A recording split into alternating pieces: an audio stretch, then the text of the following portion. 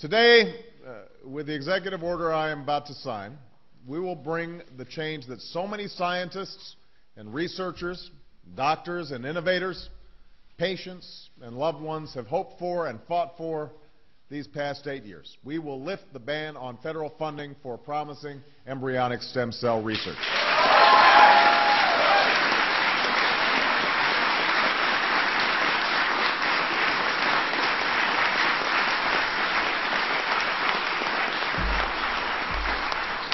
We will also vigorously support scientists who pursue this research.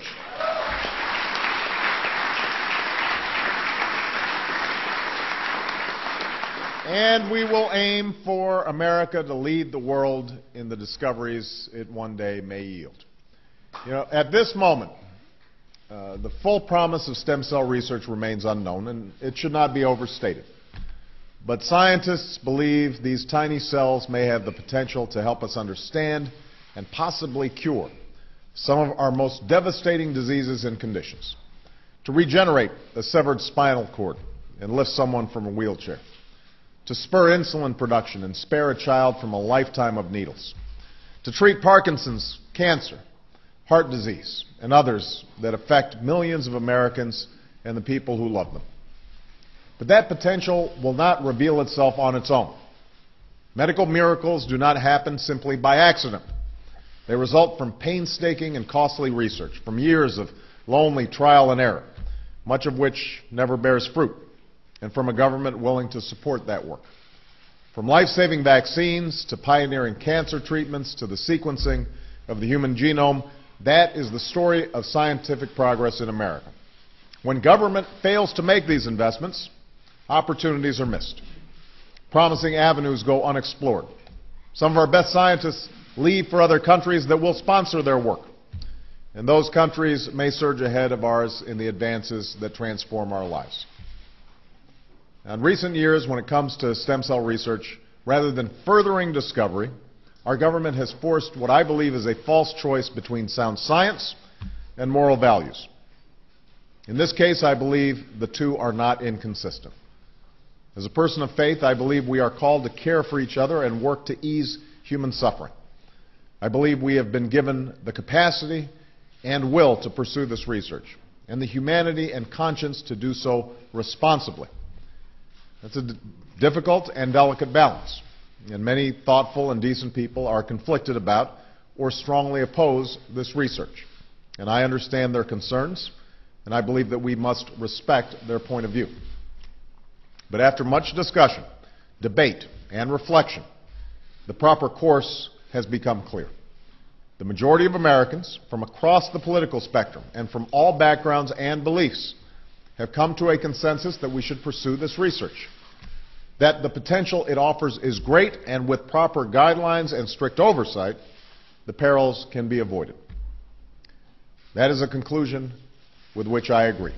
And that is why I'm signing this executive order, and why I hope Congress will act on a bipartisan basis to provide further support for this research.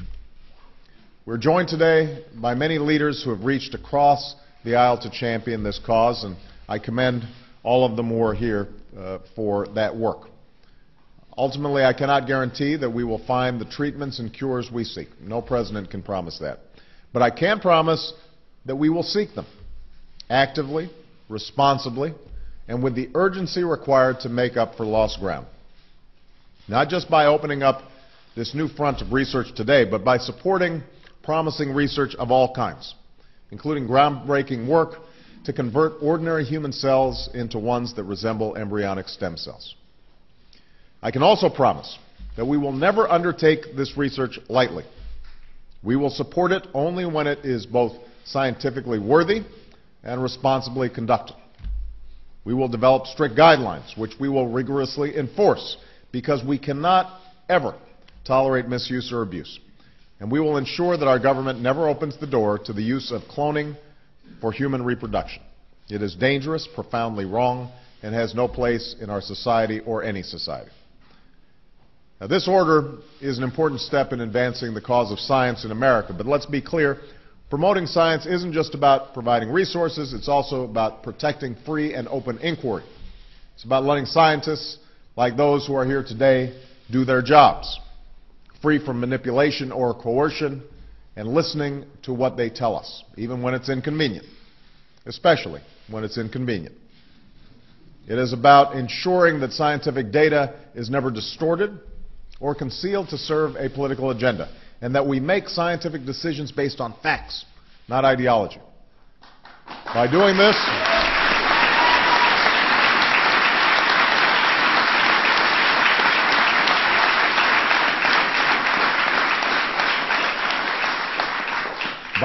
this, we will ensure America's continued global leadership in scientific discoveries and technological breakthroughs.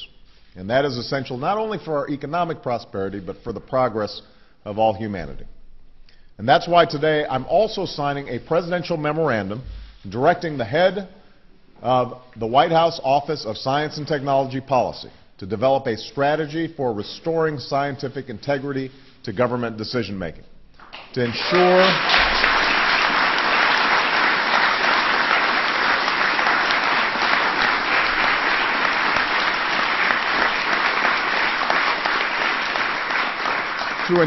that in this new administration, we base our public policies on the soundest science, that we appoint scientific advisors based on their credentials and experience, not their politics or ideology, and that we are open and honest with the American people about the science behind our decisions. That's how we'll harness the power of science to achieve our goals, to preserve our environment, protect our national security, to create the jobs of the future, and live longer, healthier lives. As we restore our commitment to science and expand funding for promising stem cell research, we owe a debt of gratitude to so many tireless advocates, some of whom were with us today, many of whom were not. Today we honor all those whose names we don't know, who organized and raised awareness and kept on fighting, even when it was too late for them or for the people they love. And we honor those we know, who used their influence to help others and bring attention to this cause. People like Christopher and Dana Reed, who we wish could be here to see this moment. You know, one of Christopher's friends recalled that he hung a sign on the wall of the exercise room where he did his grueling regimen of physical therapy, and it read, "For everyone who thought I couldn't do it, for everyone who thought I shouldn't do it, for everyone who said it's impossible, see you at the finish line." Christopher once told a reporter who was interviewing him, if you came back here in 10 years, I expect that I'd walk to the door to greet you. Now, Christopher did not get that chance. But if we pursue this research, maybe one day, maybe not in our lifetime or even in our children's lifetime, but maybe one day, others like Christopher Reeves might. There's no finish line in the work of science. The race is always with us. The urgent work of giving substance to hope and answering those many bedside prayers, of seeking a day when words like terminal and incurable are potentially retired from our vocabulary. Today, using every resource at our disposal, with renewed determination to lead the world in the discoveries of this new century, we rededicate ourselves to this work. So before I sign, I want to just note the people who are on the stage with me, in addition to our outstanding Secretary of Energy, Secretary Chu. We also have Dr. Patricia Bath. We have Dr. H. Robert Horvitz. We have Dr. Janet Rowley, Dr. Harold Varmus, who's going to be the co-chair of my President's Council on Science. We've got Dr. Michael Bishop, and we also have Dr. Peter Agree. So these are an example of the outstanding scientists who we hope will guide us through this process in the years to come. And with them standing beside me, I'd also like to invite some of my colleagues from Congress who've done just such extraordinary work to share in the limelight, because you guys are still going to have some work to do, and but it's because of the leadership of so many of you across partisan lines that we've been able to accomplish so much already. So thank you very much, everybody. Let's go sign this stuff.